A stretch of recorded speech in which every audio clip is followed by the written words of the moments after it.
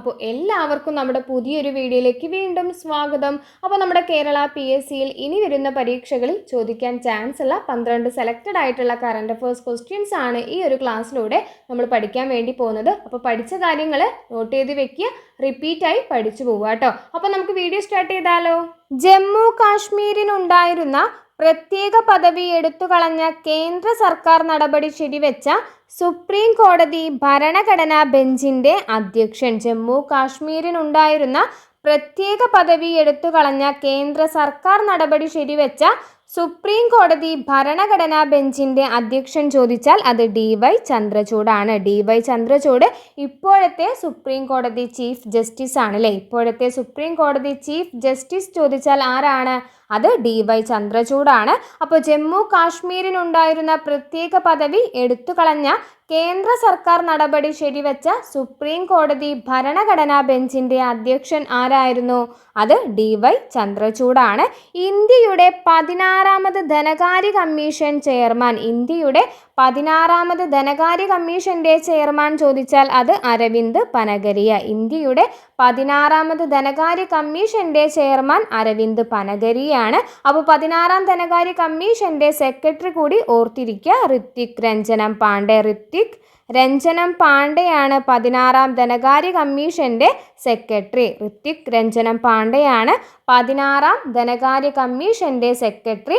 16ാം ധനകാര്യ കമ്മീഷന്റെ ചെയർമാൻ ചോദിച്ചാൽ അത് അരവിന്ദ് പനഗരിയാണ്. അപ്പോൾ കഴിഞ്ഞ ക്ലാസ്സിൽ നമ്മൾ ചില പൊസിഷൻ പഠിച്ചിട്ടുണ്ടായിരുന്നു. അപ്പോൾ അതിൽ ചില ചേഞ്ചസ് വന്നിട്ടുണ്ട്. അപ്പോൾ ഇപ്പോഴത്തെ കേരള ലോകായുക്ത ചോദിച്ചാൽ ആരാണ്? N അനിൽകുമാർ ആണ് ഇപ്പോഴത്തെ കേരള ലോകായുക്ത. ഇപ്പോഴത്തെ കേരള ലോകായുക്ത ചോദിച്ചാൽ അത് N അനിൽകുമാർ ആണ്. കേന്ദ്ര വിജിലൻസ് കമ്മീഷണറായി നിയമിതനായത് ആരാണ്? AS രാജീവ്. AS രാജീവ് ആണ് ഇപ്പോഴത്തെ കേന്ദ്ര വിജിലൻസ് കമ്മീഷണർ.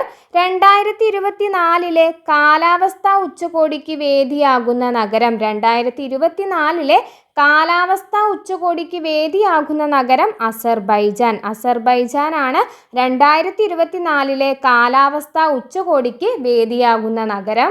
2023 വ്യാസ സമ്മാൻ പുരസ്കാര ജേതാവ്. 2023 വ്യാസ സമ്മാൻ പുരസ്കാര ജേതാവ് ചോദിച്ചാൽ അത് പുഷ്പഭാരതിയാണ്. 2023 അല്ലെങ്കിൽ 33ാമത് വ്യാസ സമ്മാൻ പുരസ്കാര ജേതാവ് ചോദിച്ചാൽ അത് പുഷ്പഭാരതിയാണ്. അവരുടെ യാഥേൻ യാഥേൻ ഔർ യാഥേൻ എന്ന പുസ്തകത്തിനാണ് സമ്മാനം ലഭിച്ചിട്ടുള്ളത്.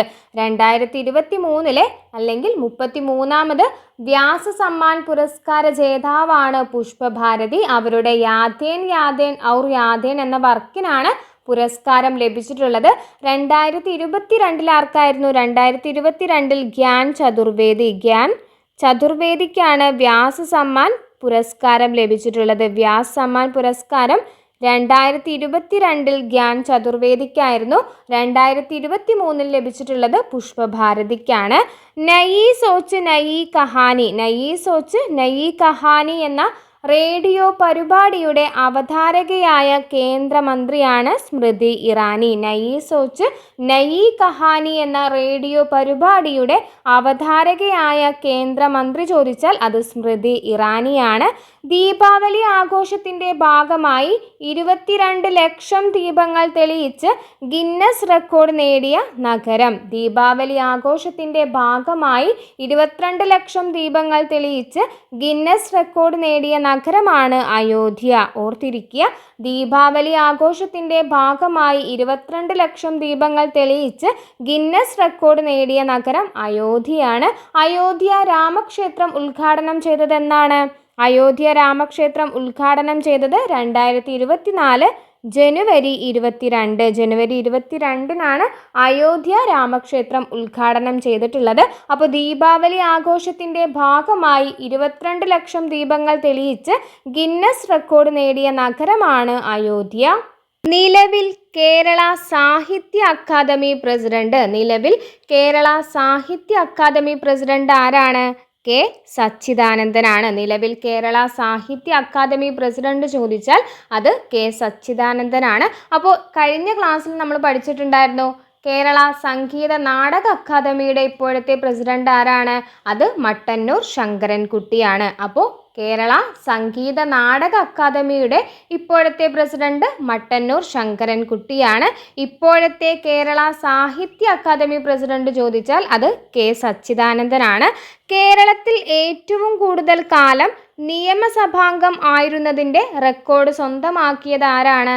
കേരളത്തിൽ ഏറ്റവും കൂടുതൽ കാലം നിയമസഭാംഗമായിരുന്നതിൻ്റെ റെക്കോർഡ് സ്വന്തമാക്കിയത് ഉമ്മൻചാണ്ടിയാണ്. കേരളത്തിൽ ഏറ്റവും കൂടുതൽ കാലം നിയമസഭാംഗമായിരുന്ന റെക്കോർഡ് സ്വന്തമാക്കിയിട്ടുള്ളത് ഉമ്മൻചാണ്ടിയാണ്.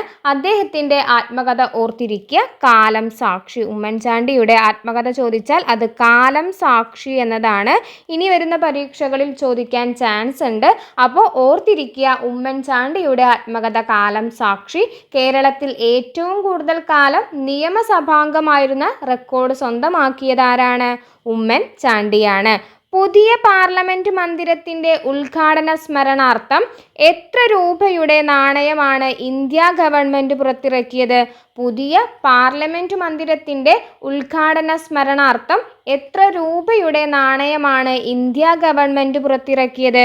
75 രൂപ. 75 രൂപയുടെ നാണയമാണ് പുതിയ പാർലമെന്റ് മന്ദിരത്തിന്റെ ഉദ്ഘാടന സ്മരണാർത്ഥം ഇന്ത്യ ഗവൺമെൻറ് പുറത്തിറക്കിയത്. അപ്പോൾ പുതിയ പാർലമെൻറ്റ് മന്ദിരത്തിൻ്റെ ഉദ്ഘാടനം നമ്മൾ കഴിഞ്ഞ ദിവസം പഠിച്ചിട്ടുണ്ടായിരുന്നു. പുതിയ പാർലമെൻറ്റ് മന്ദിരം ഉദ്ഘാടനം ചെയ്ത ദിവസം ചോദിച്ചാൽ എന്നാണ്? 2023 മെയ് 28 അല്ലേ? മെയ് 28 പുതിയ പാർലമെൻറ്റ് മന്ദിരം ഉദ്ഘാടനം ചെയ്തിട്ടുള്ളത്. ആദ്യ സമ്മേളനം നടന്നത് ചോദിച്ചാൽ 2023 സെപ്റ്റംബർ 19 ആദ്യ സമ്മേളനം നടന്നത് 2023 സെപ്റ്റംബർ 19 അപ്പോൾ പുതിയ പാർലമെന്റ് മന്ദിരത്തിന്റെ ഉദ്ഘാടന സ്മരണാർത്ഥം എത്ര രൂപയുടെ നാണയമാണ് ഇന്ത്യ ഗവൺമെന്റ് പുറത്തിറക്കിയത്? 75 രൂപ. ചണ്ഡീഗഡ് അന്താരാഷ്ട്ര വിമാനത്താവളത്തിൻ്റെ പുതിയ പേര്. ചണ്ഡീഗഡ് അന്താരാഷ്ട്ര വിമാനത്താവളത്തിൻ്റെ പുതിയ പേര് ഷഹീദ് ഭഗത് സിംഗ് അന്താരാഷ്ട്ര വിമാനത്താവളം എന്നതാണ്. ചണ്ഡീഗഡ് അന്താരാഷ്ട്ര വിമാനത്താവളത്തിൻ്റെ പുതിയ പേര് ഷഹീദ് ഭഗത് സിംഗ് അന്താരാഷ്ട്ര വിമാനത്താവളം എന്നതാണ്. ISRO ചെയർമാൻ എസ് സോമനാഥിൻ്റെ ആത്മകഥ. ISRO ചെയർമാൻ എസ് സോമനാഥിൻ്റെ ആത്മകഥ നിലാവ് കുടിച്ച സിംഹങ്ങൾ. നിലാവ് കുടിച്ച സിംഹങ്ങൾ എന്നത് ആരുടെ ആത്മകഥയാണ്? ISRO ചെയർമാൻ, ഇപ്പോഴത്തെ ISRO ചെയർമാനാണ് എസ് സോമനാഥ്. എസ് സോമനാഥിൻ്റെ ആത്മകഥയാണ് നിലാവ് കുടിച്ച സിംഹങ്ങൾ. അപ്പോൾ കഴിഞ്ഞ ദിവസം നമ്മൾ ISRO ചെയർമാൻ പദവിയിലെത്തിയ മലയാളികൾ കോഡിലൂടെ പഠിച്ചു പോയിട്ടുണ്ടായിരുന്നു. അപ്പോൾ ആ ഒരു വീഡിയോ നിങ്ങൾ കണ്ടിട്ടില്ലെങ്കിൽ ലിങ്ക് ഞാനിവിടെ ഡിസ്ക്രിപ്ഷൻ ബോക്സിൽ കൊടുക്കാം, നിങ്ങളൊന്ന് ചെക്ക് ചെയ്ത് നോക്കുക കേട്ടോ. അപ്പോൾ ISRO രൂപീകൃതമായ വർഷം ചോദിച്ചാൽ 1969 ഓഗസ്റ്റ് 15 ISRO രൂപീകൃതമായത് 1969 ഓഗസ്റ്റ് 15 ISROയുടെ ഫസ്റ്റ് ചെയർമാൻ ചോദിച്ചാൽ അത് വിക്രം സാരാഭായി ആണ്. ISROയുടെ ഇപ്പോഴത്തെ ചെയർമാനാണ് എസ് സോമനാഥ്. എസ് സോമനാഥിൻ്റെ ആത്മകഥ നിലാവ് കുടിച്ച സിംഹങ്ങൾ. വിഴിഞ്ഞം തുറമുഖത്തിൻ്റെ പുതിയ മാനേജിംഗ് ഡയറക്ടർ. വിഴിഞ്ഞം തുറമുഖത്തിൻ്റെ പുതിയ മാനേജിംഗ് ഡയറക്ടർ ചോദിച്ചാൽ അത് ദിവ്യ എസ് അയ്യർ ആണ്. വിഴിഞ്ഞം തുറമുഖത്തിൻ്റെ പുതിയ മാനേജിംഗ് ഡയറക്ടറാണ് ദിവ്യ എസ് അയ്യർ.